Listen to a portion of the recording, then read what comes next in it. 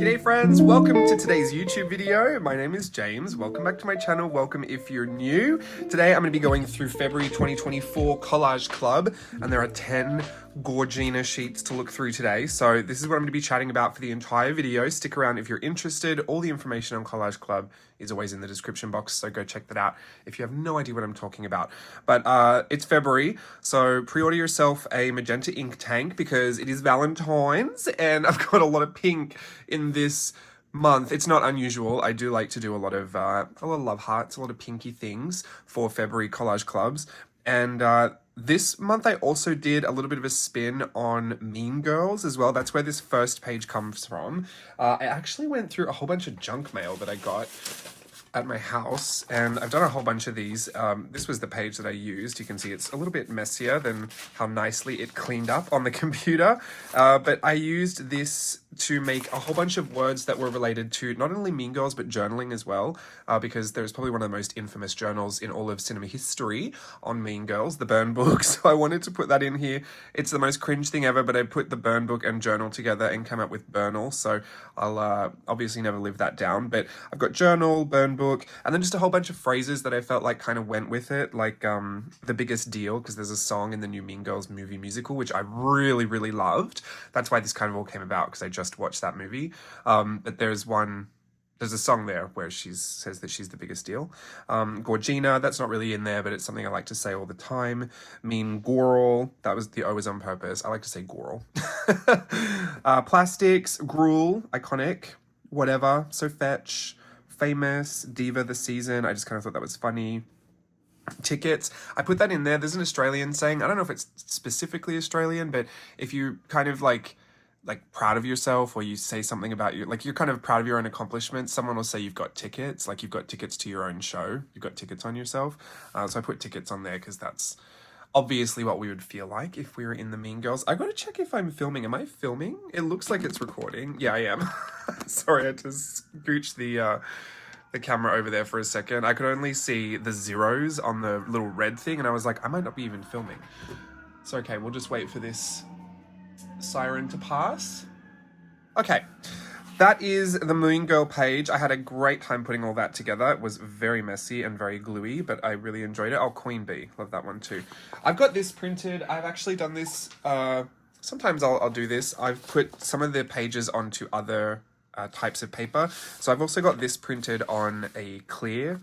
This is kind of a matte clear sticker paper. So when these are actually a lot thinner, but when I use these, you'll be able to see through them. And I felt like that might be more fun to layer over like journaling and stuff.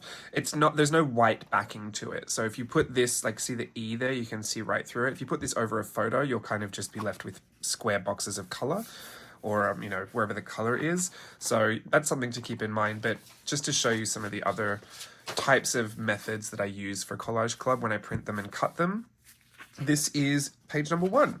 There are 10 pages, but there's a lot of kind of background stuff at the end, so it's not as much as you think. I mean, it is a lot, but it's not too much. This is the other Mean Girls inspired page that I did. I drew all of this by hand and then I colored it digitally so it'd have a really nice cohesive flat color scheme. But this was journaling meets Mean Girls. So you know, when the mum brings up like the mocktails to Regina's room, this is a pencil. It's like a version of that cocktail or mocktail, but with a pencil stem, and then the little cocktail umbrella is also a pencil. You can kind of see the lead there, and it's like a pencil shaving. I tried to make it as journally as I could, because obviously we're big journal lovers over here. The 4 candy canes for Glen Coco, you go Glen Coco, those are pencils. The October 3rd, he asked me what day it was, so I made like a little planner, as if it was Katie's planner. This is a Hobonichi Weeks kind of inspired journal, but this is Regina's. You can see the RG there. And I put a lot of like the Queen Bee, Aaron for Aaron Samuels. It's got a like little belly band that says dramatic on there. Her kiss, some stickers that kind of relate to it. And even the little scribbles from the burn book I tried to put on there. So this is kind of my interpretation of what I think Regina would have if she had a Hobonichi Weeks. I really love it. I kind of wish it existed. I would totally buy it. This is a traveler's notebook that Regina might have. It's a lot simpler. It's got the R on there. And then this is a pen that I modeled off of my Gelatoni pen from Tokyo Disney Sea. And it was as if Katie Heron had this pen. So this is her bracelet.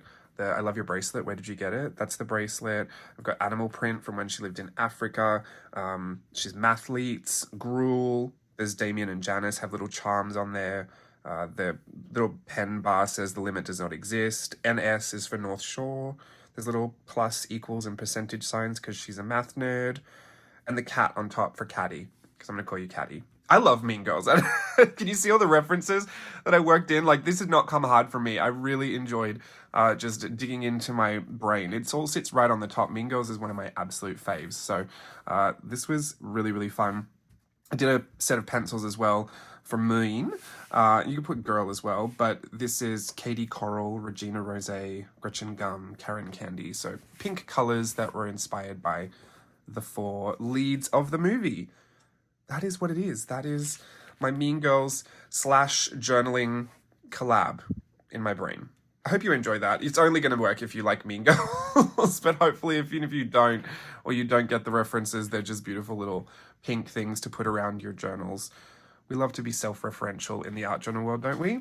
Let's move on. This is Wizarding Artists Society. Like I said before, this workshop / course / online, journaling community that we had for a few years has now been sunset, so it doesn't really exist anymore. I do believe the course, I don't know, like the classes, I'm never going to get through it. Classes or course individually might be available. It's all on artjournalingthemagic.com. I don't run this. I was just a guest teacher and a part of the community for a few years, but I still have a lot to share from the stuff that we did. So this one I wanted to share this month because the kind of whimsical unicorns and everything I felt like were cute, and the teacups were a little pinky, but it had my love potions on there, and it being February and the universally accepted month of love, I believe. I wanted to put some of that in there. I really love this as well. She originally didn't have this conical hat. It kind of met nowhere on the book, so I did cut that off on this to make it make sense. Sometimes I will alter the picture slightly so that it makes sense in the format of a collage club piece, because sometimes I don't finish all the pictures. Like sometimes there's a whole thing missing, or like I'll draw the left side of something, but then I won't finish it on the right side. So sometimes I'll clone the left side and flip it to make the right side, if that makes sense. Only if it matters. A lot of the time it doesn't matter, but for this, it looked weird to have the hat just not finish. So I just knocked it off and made it conical so that she'd actually look like she was wearing a witch's hat and not just something that got chewed off at the top. So anyway, those are a lovely lot of little Wizarding Artist Society unicorns, little cat teacups. I love those. And love potions. Here is my fairies. If you saw my video from last week, you would have seen me create these fairies inspired by my grand's coloring books. And these were the bunch of them. I've got a bunch of other little fairy-esque illustrations as well. Some sketches I've done. These were based off of the fairies from Fantasia, and some little flower people, because I felt like they kind of fit the theme. This little fairy silhouette that I did with a brush pen, I've always thought was kind of nice and spindly and cute. So I put that all together, and then I did end up using the photographs of the fairies. I had scanned them all in, but the color difference was so insane. It actually kind of shocks me that I used to only do scanning and not photography, because sometimes the colors, like especially when they're so bright, this one looked completely different in the scan. And even though I could kind of boost it all back up, it just wasn't the right, they weren't even the right colors. Do you know what I mean? Like the pink kind of turned more purple, and it wouldn't get back to that bright pink that was closer to magenta. There was just no way to shift it all, because especially at a scan, the resolution is so big that it's not changing all the pinks to a different color pink. It's just changing the ones that identify as this kind of spectrum of pink. So then some of them are more reds, but then if I change the red, it might affect the red in the skin tone. So it's really hard to change. It's great when you're doing photography because you want to be able to separate all those color channels. But when you're doing something like this, it just kind of affects too much to switch the colors on that spectrum. It just starts to alter everything too much. And then I don't really go back in and recolor it digitally. I know you can kind of do that, but for me, it just turned out easier just to take the photos. And then usually I'll bring the clarity down on the photos or bring the texture out of the photos, because it does such a good job. It usually photographs all the paper texture as well. So these turned out really, really beautiful in the photos, and they were still good with the scans, but they're just much more pretty. So I don't know if you heard me talking about that before, but I did decide to use the photos for that. especially her, like this really deep red. It's just really hard to scan that and get that to look right. So really happy with how all that turned out. And yeah, it's all good.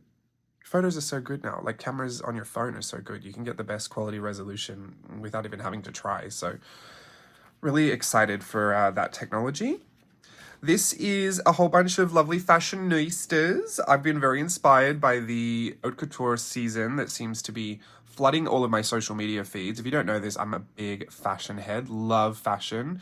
I used to want to be a fashion designer, so this was always just a great kind of escape for me to kind of delve into that world, pretend that I am, and then dip back out again, because I really don't have the drive or the competitive edge to be a fashion designer, to be honest, but not anymore anyway. I feel like it would have been all right when I was younger. This is, these are based on the Schiaparelli silhouettes that I saw in that show, and they originally they were very simple and plain. I was going to give them to you very plain. I wonder if I have the originals here. I do. Here are the originals. I was going to give them to you like this so that you could put your own patterns on, but then I thought they're not really that big and that's a little fiddly. Like, I don't know if people would want to do that or not. So I just took the creative liberty to put my, this one. This is something, oh, this is a background page I'll show you in a minute, but this is what I was working on for a while. I've used that in different variations to put the patterning on. So everything on here has some pattern variation on that, or hearts, and that way I felt like it all kind of tied into the Valentine's Day. So anyway, these were Schiaparelli silhouettes. These were Maison Martin Margiela, and that was by John Galliano, and it was very reminiscent of his couture seasons at Dior long time ago. But I really loved this silhouette, and I gave her a little traveler's notebook handbag. I wanted to make her a little journal girl. And then this one, I loved it. She was very Tim Burton-esque. The whole show felt very Sweeney Todd to me, and it was very, very interesting to watch. I loved the porcelain skin effect. If you've been on TikTok and you've seen anything in the makeup world recently, they've just been trying to crack the code on how Pat McGrath did that porcelain glossy skin, and it's just so fascinating. I follow a girl on TikTok called Erin Parsons Makeup, who is just fascinating. Like, I stop and watch every single one of her videos and just like it before I've even started, because I know it's always going to be good. But she is fascinating, a wealth of knowledge, and she kind of cracked the code on it. So go check that out if you are curious to see how the porcelain skin came about. But something about that, just super random tangent. The reason I loved watching that is because, first of all, that collection is just so fantastical, and I feel like it's been a long time in fashion since things have been so fantastical and have been more avant-garde. I feel like, and not for just, shock value, just genuinely, I mean, John Galliano always kind of had that edge, but I just feel like it's been so long. Things in haute couture have been much more practical over the past, especially post-pandemic. There's just been less of it. So it's nice to see that fantasy return to it, but also with that skin in particular, that makeup aesthetic. The makeup look is very reminiscent of things they've done before at Dior, but the porcelain skin, the glossy look, was just so fresh and new, and it just gave me that kind of boost of hope that not everything has been done already. Do you know what I mean? I mean, yes, there's been versions of that before, right? So everything really has been done, but we can appreciate like that these things still look like fresh new ideas, and they, we're not done yet. Sometimes I think it's easy for us, especially if you're working in any kind of content creation, or, I'm doing these collage club things every month for years and years and years. Sometimes you start to, secretly wonder, and it's a stupid thought, but you start to wonder, like, is it all going to dry up? Is every idea going to disappear forever? And that is just a really unfounded fear of mine, because honestly, I've never been without an idea. So I don't know why sometimes it still creeps up, but it was just a really nice reminder that no, there's always something fresh. There's always something new to look at and enjoy, and creativity will always be, somewhere to be found. So just enjoy that, I guess. A little bit of a pep talk in in the middle of your collage club video. These are little Minnie Mouses. Steve and I have started calling her Mimi Mouse. I don't know why, but anyway, so these are the Mimi Mouses, and they're from Mini at Funderland. I don't know exactly what it's called, but there's a new kind of Minnie Mouse parade at Tokyo Disneyland, and the costumes are just so fun. So I used the costumes as inspiration for this. I did all hearts instead of polka dots, just to make it Valentine's, but these three are some of the dancers from that because I was just having a blast watching it. I just loved all the costumes. They're so good. The choreography's so fun. I'm obsessed. I'm always obsessed. And then this is Zendaya at Schiaparelli. I loved her look. I loved her bangs. I loved the dress. I loved it. Beautiful gowns. All right, that's that. Sorry for getting carried away there. This is the coloring page that I said I would provide with the fairies. So these are the black and white versions. They're a little bit bigger than what you've got on your Collage Club page, just in case you wanted some more room to play with that. I've printed them on the clear so that I can just use them as line work overlays in my journal. I'm actually thinking of doing like a nice colored wash of watercolor and then just sticking this over the top just so that it's some line work on top. Maybe picking out some of the details with a white gel pen or something. But that is how I plan on using that. Or I was just thinking, I mean, this is, you can print on it, so ink is receptive, like this paper is receptive to ink. So I thought I might just do some really quick kind of Tombow marker type coloring on there, if that worked out. But those are the coloring book versions of the fairies, so do with those what you will. And then I've got the page, this page. This looks a lot darker because this is on the see-through paper. The transparent paper is actually interesting when you, it looks a lot darker, but when you actually peel it off and then put it on something white, all of the white picks up in that transparency, so it becomes a lot brighter. I don't know if I can show you here. Can you see how it lightens up and it gets brighter? It gets even brighter when you actually stick it on. So don't be fooled. This doesn't actually print darker. It still prints quite light and vibrant. It's just until you've got that the white of the transparency underneath, because this is kind of a darker gray, you don't get to see the full vibrancy of that color payoff. But obviously I did do this with lots of fluorescent colors. This is the original, it's on cardstock. It took me forever, and it was quite a process that I did stop and scan and take photographs of at different points. So this is actually the very first iteration, was just hearts and in watercolor, because I wanted to do something kind of simple. Then it got crazier and crazier and crazier. And I think I photographed it at every step, but it essentially ended up, I'll call this like step number 2. And again, this is a little bit darker because it's printed on the transparency, but if you want the actual color payoff, this is printed on gloss. So this one, you can see it here. Actually, no, this is not step 2. This is all the way right to the end. I don't know why I got that confused. Because I think I did it in like 4 stages. This is the last one, which is essentially this one here. And here's the difference. This is actually the exact same 2.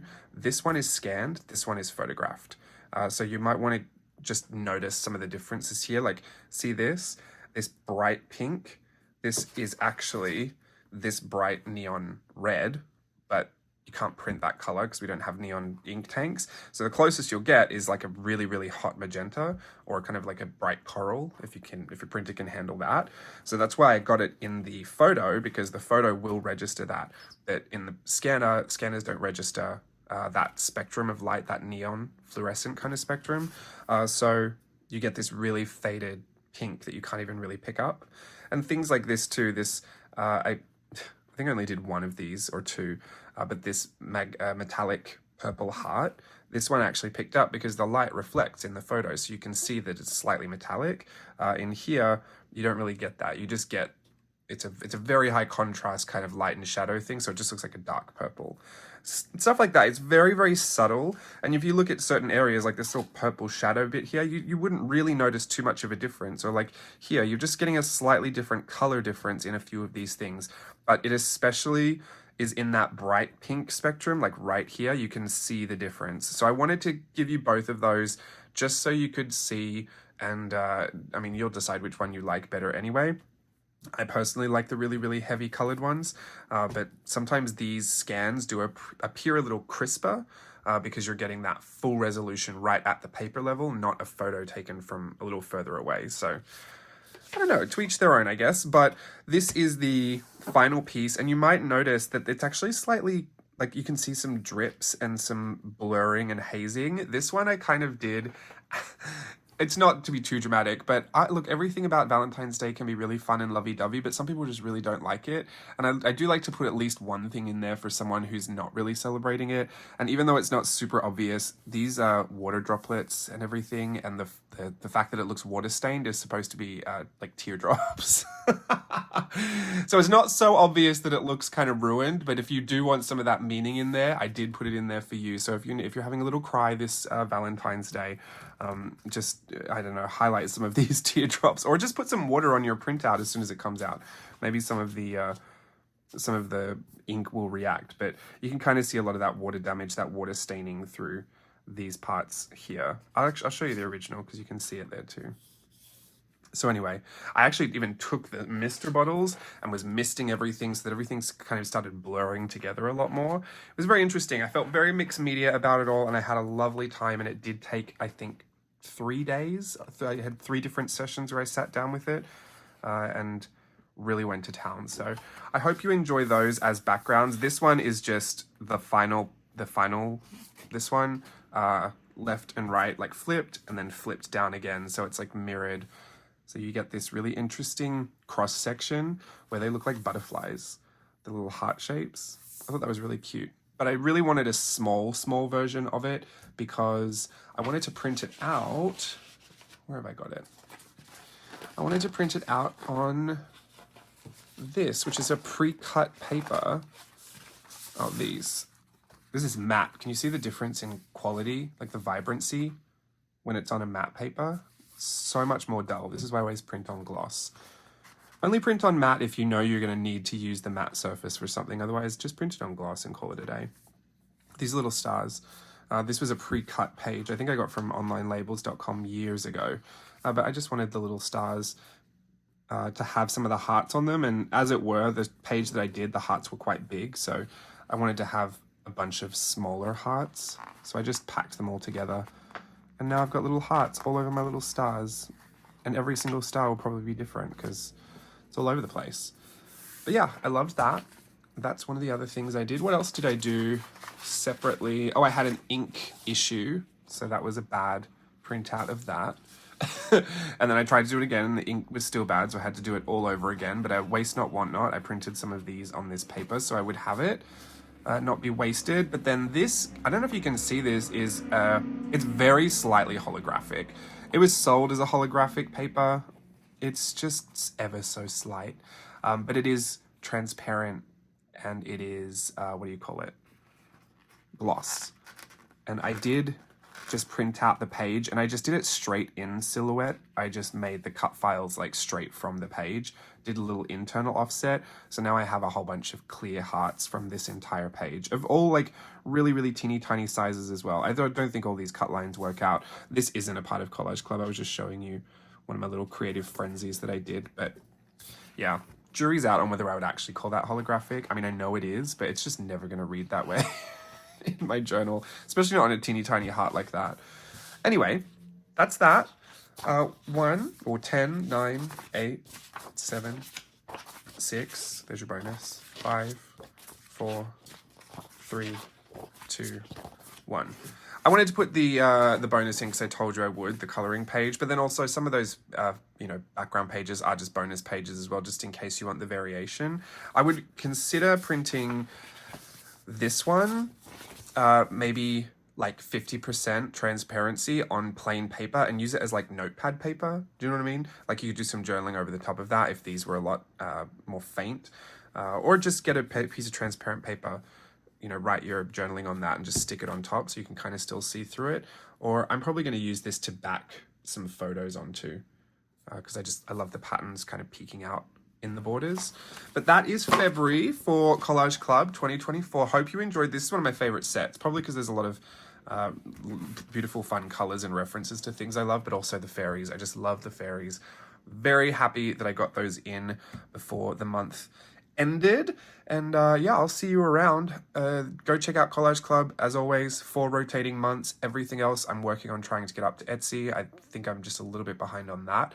But I'll try and get that done as well. There are always back catalogs as well that you can just see even if you're not registered. So if you're curious to see what has been in Collage Club before or what is currently still on offer, you can go and check out the back catalogs. They are listed in like each year. So there's 2020. Did we start in 2021? I have no idea. I think we did. Yeah, I think there is 2021, 2022, 2023. All of the years are in there, and then 2024, obviously, we've just started. But you can go and see and scroll through and see every single page that has been in Collage Club. So you can either see what you're in for, especially around seasonal times, you can kind of get a feel for how I spread those seasons out. But also, if you're looking for anything in the back catalog that you want to go and see on Etsy, that's all there too. Oh, or if you're someone who's a part of Collage Club and you've forgotten where something is, those are a great reference tool because you can just quickly see, oh, it was July 2022. That's where that page is. I'm going to print that out again since they're all labeled, you know, year and date, year and month and page number. So you'll be able to see quickly where you can go and find your pages because there are tons. At this point, there's hundreds and hundreds. So there's just going to be more. So keep an eye on those back catalogs. I certainly have to. Actually, I was making I was half working on a file where I could make a book, like booklets on Amazon. So I would actually just be able to flip through the booklet and reference the whole thing. I'm still working on that. I'll let you know if I ever do it, but it's probably, there's gonna be so many pages in it, it's probably gonna be too expensive to be bothered being bought. It would be worth it for me because I need to reference it all the time, but yeah, I'll let you know if I do it. Anyway, that is everything. Hope you have a lovely start to February and get into the Valentine's mood. Or not, don't. You don't have to. I'll see you around soon. Bye, everyone.